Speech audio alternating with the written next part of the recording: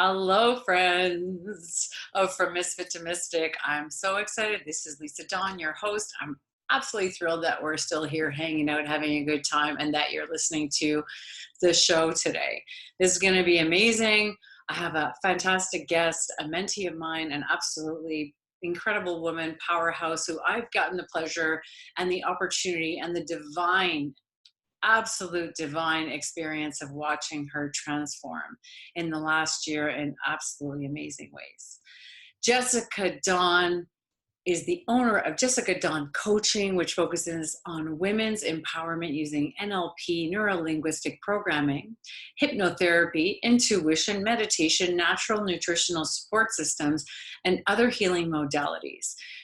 Jessica helps women to reconnect with themselves and their inner power to help them navigate through hard times of transformation and find their change. I absolutely adore this woman. We giggle and laugh. She's got one of the best senses of humor. She knows how to laugh at herself. She's absolutely amazing. And I'm thrilled that you're on the show today, Jessica. Welcome to the show. Jessica, welcome to From Misfit to Mystic. I am so excited to share with my audience how amazing you are. How you doing today? I'm pretty great. Super excited to be here. Yay. Very, very cool. So usually on the show, I want to know a lot about a person's experience and how they went from this place of potential discomfort, finding the path of who you truly are meant to be in the world, your soul purpose, how you ended up where you are today. So I love talking about the journey of, I love asking about the journey of people's experience. So let's start there. Let's start with this place where I want to know, how have you ended up being the magnificent you that you are today? How did you end up here? What happened? It was interestingly not a straight line at all. How far back can I go? It's as far as you want. I want. Well, I can get as raw and as vulnerable as you would like. The more, the better for me. You know, I love that. Yeah, I think that I always had a sense of not really fitting in and always kind of like, what is my purpose? What is my purpose? What is my purpose? And I found myself floating from like one thing to the next. You know, as I left school, I was a theater kid and really into that. So, you know, I decided to leave home and go out west and become a famous actor. Oh, actress. Actor. Depends on what field that you're in. You know, they like to have it non-gender specific, but yeah, you know, at that time it was to be an actress, right? And I was like, okay, you know, I had stars in my eyes. So what wound up happening is instead I got pregnant and married. You know, I met West Coast man, and things went really, really quick. So my direction shifted quite drastically from where I thought it was going to be. Right. And, you know, it's not as easy to pay bills when you're an actor or an actress. So I found myself in the land of government because that was secure. It was stable.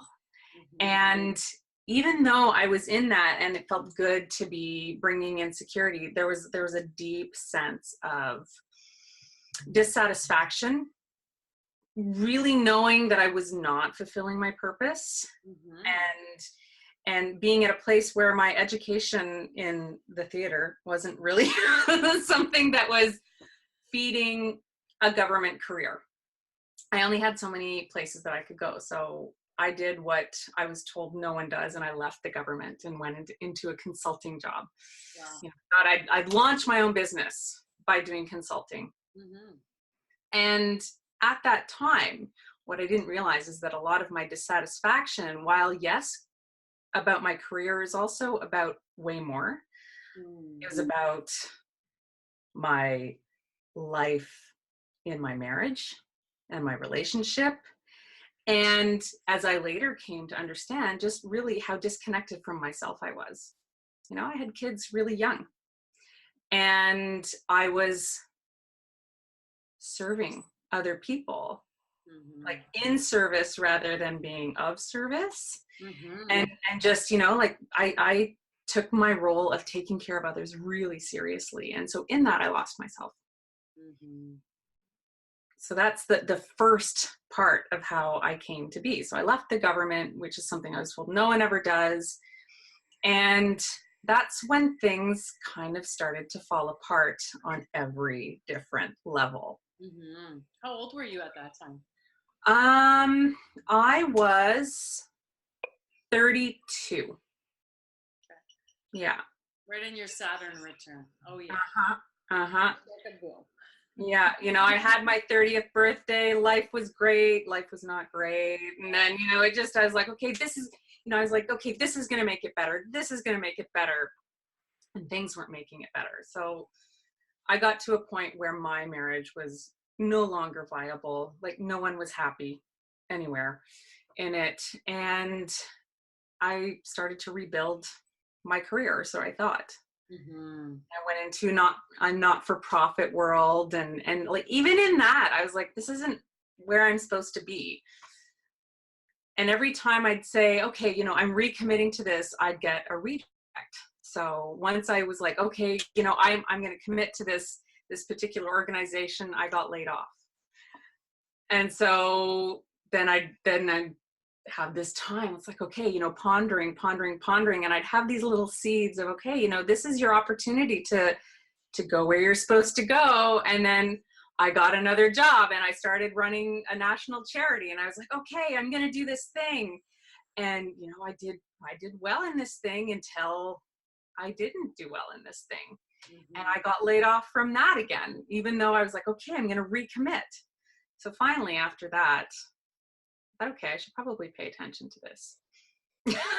And that's when I decided to commit to coaching, which is what I love.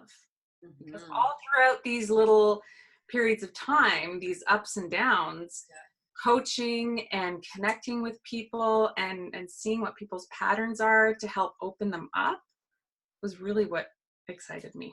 Mm-hmm. And so how did you, so this is interesting, right? You're saying I was going through life, and this is how I understood what you said. I was going through life and I was paying attention to the signs of things. First of all, of my discomfort inside. I wasn't feeling right. Mm-hmm. Right. And then you're saying, and I was cluing into the signs from life too, noticing that things were not working out easily. They weren't going organically or in the flow. And my misery might have been activated in these different scenarios. Things were falling apart and I didn't know how to really understand what was going on fully. You know, did you go through vulnerable struggles at those times that really became significant in the work that you do today? Absolutely. And what were those topics? Like, what were the hot things that today you really help people transform? Hot things are, you know, I would say that what shows up a lot are getting lost in motherhood is one of the first things. Wow. Okay. You know, having these roles, you know, mother, wife, if you're a wife, you know, Mm-hmm. just being like so consumed by that label, by that role. Mm-hmm.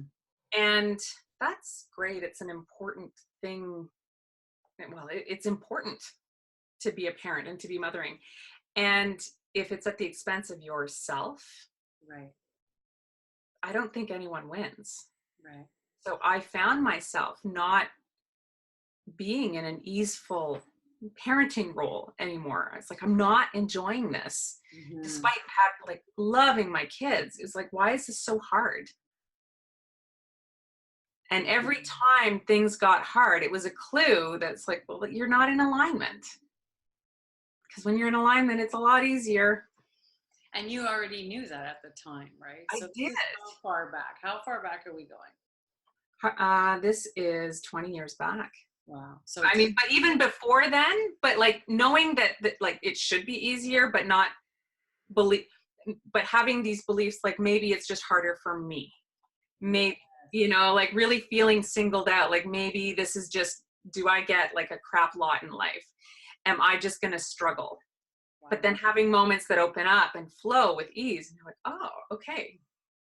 Mm-hmm. And only sounds like, and you tell me if this is right, that you were walking through life noticing the difference between the struggle and the peace or the joy, and recognizing the difference, and that maybe you were a certain place inside when things are in ease and flow, and you were in this discomfort when you were rolling against the grain, let's say, or just in the wrong place, like there was something happening inside saying, Jessica, this is really not for you.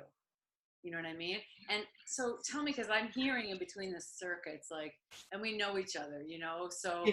I know a little bit about your story as well, which is always, you know, I love having these interviews with people that I know, because I really get to accentuate the growth and we get to serve other people together, because those struggles, you know, became, you know, that mess became has become your message, has become your life work as well. Especially, like, I find it so interesting that you're saying, you know, I got lost in motherhood, but motherhood was such an important identity because you left your identity as an actress and the desire and this purpose that you had to be in front and expose yourself in this way and serve the artistry field to become this mother. So realizing that wasn't working either, not that you didn't love being a mom, but there was pieces missing of that experience, whether husband and wife breakdown or just not feeling totally satisfied, you lost yourself. All these are key components to so many women in the world, and men too, like just feeling like I don't fit where I am, which is totally what the show is about. Like I feel like a misfit. I feel like I don't fit. I don't know where I belong, you know? And Yeah. that's a very vulnerable place to be. So how did you start that journey of vulnerability? Like what happened? What were your choices that you started to make to unravel yourself and become your own awakening, let's say? Yeah. Well, I would say that, my earliest wake up to that was I took a course run by, it was called Choices, and it was run by a woman who used to work with Dr. Phil, actually. And so that was my first kind of wake up to having some element of choosing my own path. But it's like, I felt like all of these were ingredients to the full recipe. And then, like a couple of years later, I did a series of cassettes. That's probably going to reveal a little bit of my age, but it was like the Tony Robbins Unleash the Power Within cassette, 21-day change your life program. Oh yeah. And so like I noticed these shifts, right? And then I took a course to be a neurolinguistic programming practitioner. And this is a long time ago. So all of these little pieces along the way, because I always felt like I'm missing, what are these components that are missing? Like I know when things are going well. So it's like if you wing a recipe and you're like, that worked really well. And then you try to do the same thing again and you're like, what was that? That tasted terrible. You're like, I didn't like that one. I didn't like that one. No one else did either. No one's winning here. Right. And what I started to notice were, because I really took on the role of taking care of everyone else, when I perceived moments of being able to let someone else take care of things. So for example, in my marriage, I was like, oh, good, someone's going to take care of me. Mm-hmm. Not really. That's not anyone's job. I've got to take care of me. Mm-hmm. And I see that happen with so many women, with some men too. But wow, do I ever see it happen with a lot of women? Right. And tell me about, so I think it's really interesting because I know some of the stuff that you do in your work as you talk about that conscious reality and how to find your own clarity, and to be able to understand that your choice leads to the path where you like the pie you're eating versus you don't like the pie you're eating.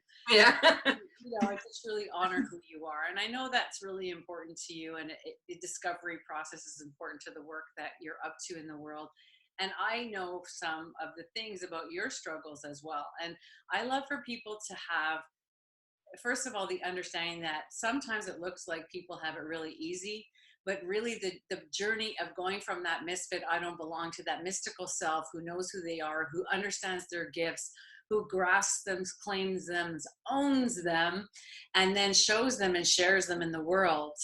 That's a whole journey. You know what I mean? So I love what you were saying about, you try these little things on, but they become huge evolutionary times in your life that you keep them and they shape you. Like, I can share the Tony Robbins journey. 30 years ago, that guy who was on TV, and 30 even longer now, he saved my life because, I was full blown destruction, and he kept showing up every night because I couldn't sleep, and I said, yes, let me get those tapes. Like, I just could clue into the things that he was saying. I didn't know that would be one of the beginning points of my journey. So I'm sure those moving parts of your decision to be open and try some new things were life altering experiences, right? But at one point you made a choice to jump in. At one point, I understand you left things behind and you stepped into you.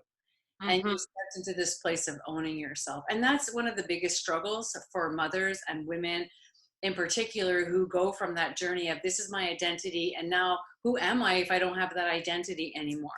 And I get you went through it in a different way, where you understood that before your children were grown and gone. You know what I mean? You understood that at a younger age, when your kids were also at a younger age. So what are the things that you believe today really served you, that you could share with my audience and say, this is what really happened when I understood choice, when I understood clarity, when I understood consciousness? What are those things that really shaped you? What really shaped me was being so stuck on wanting to do it all on my own. Wow, yeah. And again, trying to figure out that recipe. I mean, no one does this shit on their own, right? Right. But like being so, but thinking that, I probably have to do it on my own. Mm-hmm. And finally admitting that I was scared. So scared. Even though I had skills, but saying, okay, you know what? I have all of these ingredients. I don't know what to make with them. And so reaching out and asking for help. Like that, if I could say anything to anyone, it's freaking ask for help. Amazing. And I still struggle with that. Mm-hmm. You might know that a little bit. A little bit. But that when I really, really, really don't want to ask for help, I know now that's when I really, really need to ask for help. Yeah. And you know what I've learned over the years? The greatest coaches are the ones that are coachable. Yeah, that's You know? the first thing I ask people. Yeah. Coachable. The greatest coaches are coachable. They're transformers which I know you are. You are a coach, and you also are coachable. You're a person who is open and willing and able to even walk through some true challenges, right? Mm-hmm. But it's amazing, because I think that's a number one key, and I went through this yesterday. I'm going through a little bit of a dark night of the soul, total transformation, remembering things from my childhood. I'm like, what? Because I'm asking myself to become more. And sometimes those things will naturally come up. It doesn't matter how long you've been working on yourself. There's dark corners sometimes that still are existing. When you dust the corner, you're like, oh my God, there's a monster there. You know what I mean? Totally. A monster, right? So, and my friend said that to me yesterday. She's just like, don't be you. Like you're, it's okay. Like you're always going to be learning.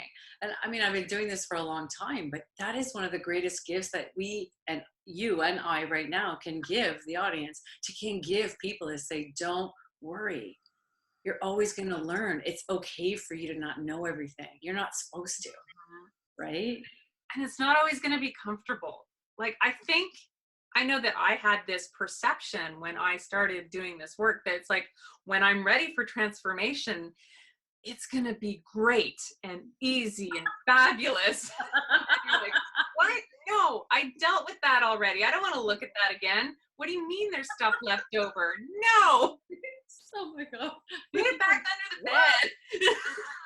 Yeah, but isn't it interesting? Like, do you find also with your clients, because I know I go through this with my experience because of the work I do, that the deep dives, although painful, are the most revealing about why we ended up where we are and how important it is to own and embrace the transformation, so we can let go of what's not ours that we've been given. Yeah. And what I really love about the work that we get to do, and so as I do my own work, it's like an ever blossoming flower. Yeah. So the more work I do, the more I'm able to offer the women that I work with. Love it. And speaking of that, tell me about the types of, tell us about the type of work that you're up to and the things that you really love to do in your work. Mm. Like, what are your greatest transformational experiences when you're working with people? Like, what do you love? What are you about?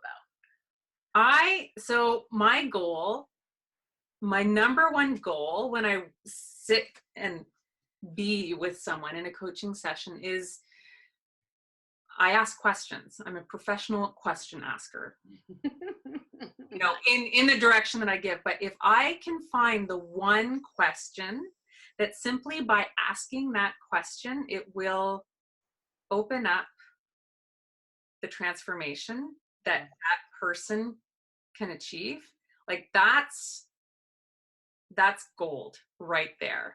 And it can be like, like it can be as simple as, when is the first time you remember feeling that way? Mm. And that can unlock like a whole cascade of, oh wow, I've been in this pattern since I was 2, because most of the time that's where we develop all of these things that we have to overcome. Yeah. Or many lifetimes ago, whatever. But so asking those questions, and I can physically see my clients light up in that realization. Holy, that just like lights me up. I find it so exciting. And then helping them. So part of the neurolinguistic programming work that I do is parts integration. Okay. So taking that part, and if it is a young part, like having a conversation, offering compassion. Mm-hmm. And admittedly, that can be really hard. And sometimes that young part of you is like, no, you've ignored me for a really long time. I don't want to talk to you right now. But watching that come together and being able to integrate it is so rewarding for everyone. And what do you get from watching somebody find this liberation or experience these awakenings? Like, tell me about what you love about it. What's your favorite thing that you watch people go through? Because I think people need to be excited about transformation, even though it's difficult, but often they don't know what the rewards are. Like what a person actually finds from working with a coach or working on themselves, whether it's a book or a coach, it doesn't even matter. Just being willing to say, let me look at myself. Let someone take me by the hand and show me where I am, you know? Well, I know that what I get from when I do the work, yep, and what really lights me up about seeing this work in others is watching people reconnect with themselves, like their deep self, the self that they're like, oh, hi. Yeah. I haven't seen you in such a long time. Wow. And when it's like getting an adjustment, a chiropractic adjustment, right? Like everything tends to click back into place. And I see people walk taller and just light up from within, and really remember how powerful they really are. Like that, when I see that happen, like it fills my heart so deeply. And I just get excited. So what I get from it is like, I get lit up. Right. That's beautiful. And tell me about the work you do. Let's talk about what you're up to and the kind of work that you're up to and what's going on. Like, tell me about it. Well, I do a couple of different things. So one branch of the work that I do is I work with lawyers. And it's so, people are like, lawyers, they need this, right? And I love it. Yeah, I help them and build their entrepreneurship, because they go to school to be lawyers, but they don't go to school to build businesses. So I help them build their businesses in a way that helps them connect with people. Instead of be, like just a brain for people, like, all right, here, direct. So I help them connect more with themselves so that they connect more with others. Well, I have to tell you, there's probably a lot of people going to be like, wow, finally somebody's helping lawyers find consciousness and some compassion, right? Because I'm sure there's a lot of lawyers that are, but a lot of them struggle and they get a bad rap for having to be in this place and having to find this place of so much objectivity that they have to be disconnected almost. So that's amazing that you're in the journey of helping a collective consciousness group of people evolve. That's amazing. So cool. And unique experience. And I came to do that through this company that's their mission. So I contract out to them. And what happened is once I got aligned to myself, this avenue opened up. Amazing. And everything in my values were lit up by everything in the values that I get to bring to the lawyers. I love it. Through this particular system. That's amazing work. And what else are you up to? Tell me about the other lines of your work. So the other lines of my work is working with women, really specifically working with women on helping them connect back into their power. Because I think, hey ladies, I think we need this. It's time. Right. You know, we've seen the rage come out. You know, we're not taking it anymore. There's so much that we're not willing to put up with. You know, like as my dad would say, on a planète casse. As my helmet is full. And I think that there's a way to be really powerful in how you show up that will affect the most change. We got to start inside. And how are you like what are your key observation of the work that's calling to you right now about helping women find their power? It's reminding them that they have it. Number one. So spending that time, it might involve some hypnosis, meeting them where they're at. You know, what happens is women come to me when they're like, I know something's not right. Just like I knew something wasn't right. Yes. Like I know I need to be somewhere else. I kind of think I know where I need to be. I don't know how to get there. So mapping out the journey and helping gain clarity and also looking at why you've gotten to the place where you're at, where you're not where you want to be. And what kind of tools do you use? So you do hypnosis, you're an NLP specialist. What are the tools? Are there other ways that you serve women and who they are? Yeah, I help them learn how to meditate. You teach them how to meditate? Fabulous. What's the reason that you feel or have, felt called to do that? How does it serve the women that you're working with? It helps them hear themselves again. So you have a specific way that you bring them through meditation, because, I do that too.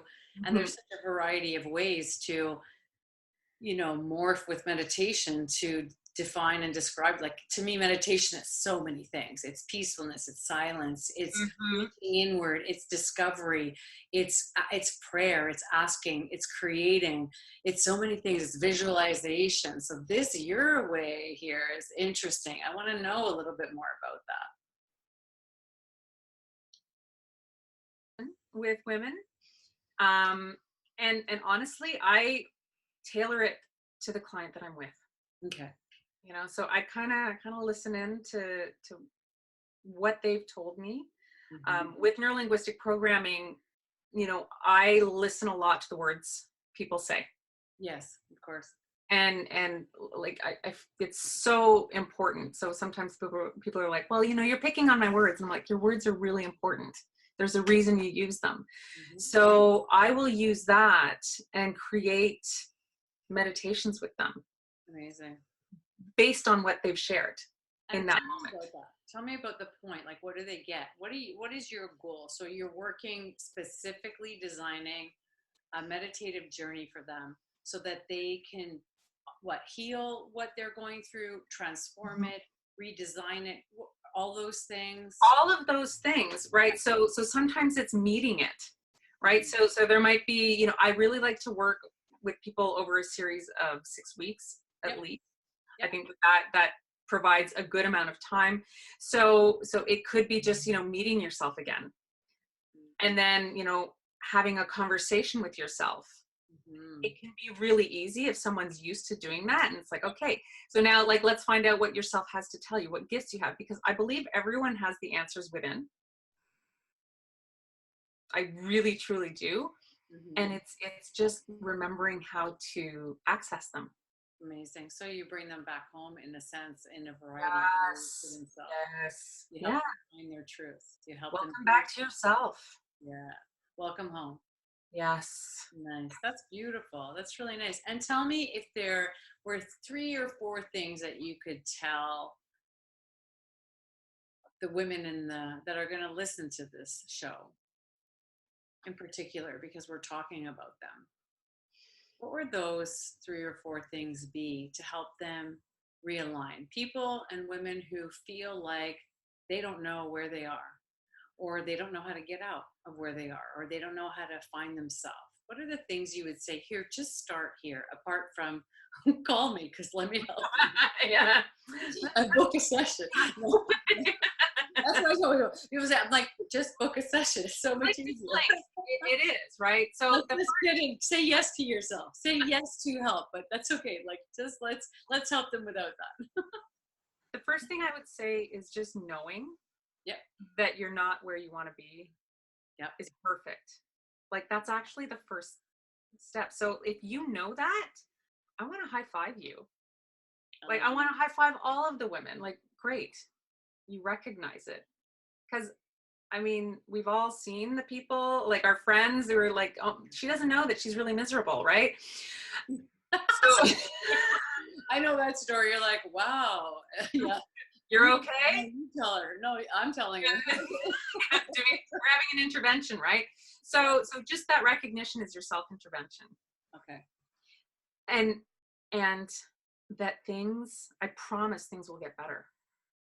It may not be immediate. It may get harder before it gets better, but there is an avenue out, right? So there is a blossom in this dirt. I love it.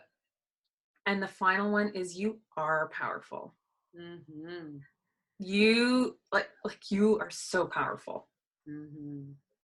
So like, let's remember that. Oh, yeah. I love it when you say it. I'm like, totally, right? And you know what I remember very clearly is, you know, when I remembered how much power I had, it scared the shit out of me, because I was like, oh my God, I'm like a nuclear reactor. But that's not everything power is, right? There's gentle power. So it doesn't have to be explosive. Mm-hmm. So there's a way to just sort of hum into your power and be super strong in a very present way. Mm-hmm. And discovering that, would you say, is really important for people who don't know where they are? I would say it's fundamental. Yeah. Do you think people's power is also their gifts? Yes. Mm-hmm. I would say absolutely. Yeah, I find that too. That's why I find it so interesting, because through the vulnerability and the journey that you're talking about, like those key things, like you can get out, there's actually a road waiting for you. Mm-hmm. And you can understand you have power that's yours, and you can find it. You know, we just need to get a little psychic machete out. Yeah, we just need to maybe clean up some stuff so that you realize that your shit is fertilizer. Yes. You know what I mean? And that it's really okay. It can be turned into fertilizer, and you just know how to do it, and you're not alone. Because that's the things that I hear you saying. You're not alone. You're really not. There's a lot of other people you've helped, and I can share that I've helped. And, you know, as the world changes and we're much more open and vulnerable and willing to say the truth, there's just more and more people healing and growing and transforming, you know, although there's a lot that, you know, really, really, we need to keep doing this work and sharing these messages, you know. And so the final thing I want to ask you is this: what vulnerability in your life has really made you the most victorious on your journey? Well, I did this little thing called Soul Circle last year. Oh, thank you. I'm the leader of that, by the way. This fabulous, she's my mentor. Her name is LaJoie. Oh, thank you. Vulnerability. So admitting, for me, vulnerability was admitting that I was in a place where I knew I had to grow and I was scared shitless. Amazing. And I felt very alone in that. Oh, yeah. Even though intellectually I was like, no, I know it. Like, I coach people in this. I know everyone comes up against this, but like, it was a visceral, like, inner, I was terrified, especially because I was at such a point, like I was at a big evolutionary point. Oh, yeah. And so coming into a group, being able to share in that vulnerability, even though it sucked. The group didn't suck, but like for me, being vulnerable really sucks. But I was committed to doing it. And you know, it felt like I was able to shed so much of old stuff that I was carrying that I don't even recognize myself from last year. And then, you know, like it's fundamental. Yeah, it's incredible. There's so many fundamentals here. Oh yeah, I can attest to it too. You know what I love about you, that what I've watched since I've like known you more deeply, and you know, we've shared some of the vulnerable space of transformation together, and you've allowed me in your life in such a sacred and special way. The thing I love the most about you is the comfort that I observe that you have with yourself today. Yeah. Amazing. It's different. That hardness is, you know, because I think women are way too hard on themselves, especially entrepreneur A-type women. We take it to a whole other level of hard on ourselves because we do it through that emotional, nurturing, you know, this weird dynamic. Like, we're not just hard on ourselves and let it go. We're hard on ourselves and we don't let go. You know, we give ourselves a hell of a time. We have to unlearn that way of like, of, you know, unraveling, you know, and we have to learn how to have the deepest compassion for self. And to me, you're a deep and profound example of, through the vulnerability of being willing to say, I'm doing it. Okay, you got my hand. Okay, thank you. I'm doing it. And to see who you are now, and to know that, you know, I know you help others, but that you are a person who will kind of transform, and how beneficial that is to everyone who crosses your path, but also works with you directly. To be a person who can work with lawyers, because they're very special people. They go through a lot of hardship. You have to be at a level of understanding with them, and compassion and deep acceptance to help people in those situations. Mm-hmm. You know? Yeah. It just blows me away. Like, you blow me away. My heart flutters to hear that. Thank you so Nice. much. And I'm so proud of the work that you're doing. And let's tell people how to reach you. If somebody is watching this and going, I love Jessica, I want to work with that woman, where can I find out what she's up to? Well, my website is jessicadawncoaching.com. That's DAWN, like the rising of the sun. I'm also on Instagram by the same name at Jessica Dawn Coaching. And I'm findable on Facebook. Same thing, Jessica Dawn Coaching. Private group. I want to share your private group because I love what you're doing in there. Oh, thank you. It's consciousness and clarity. Of course. So people will have to, I think, answer a couple of questions, and then I'll let you in. But come on, join the party. I'm developing a few more things to be bringing to the ladies soon. I'm pretty excited. Me too. About this next phase that's coming. And I know what it is, but I don't know. It's so good. Oh, it's good. So get in the group if you feel called and you relate to our conversation today, and you think Jessica is amazing as I do. Go find her. I mean, you just get in there and you'll see how amazing she is and what she wants to contribute to all people, you know, especially women in particular. So I just want to thank you so much for coming and hanging out and sharing. And I'm sure I'll have you back, and we'll dig into more about what you're doing in the future. Thank you so much for all that you're doing for humanity, for yourself, for women, for your family, for everybody that touches your life, you know? Thank you. Thank you for everything that you do. Like, holy crow. I have so much deep appreciation for the work that you've been so trustworthy to help me with. Thank you. And I adore you. Thank you so How are much. you? See you soon, darling.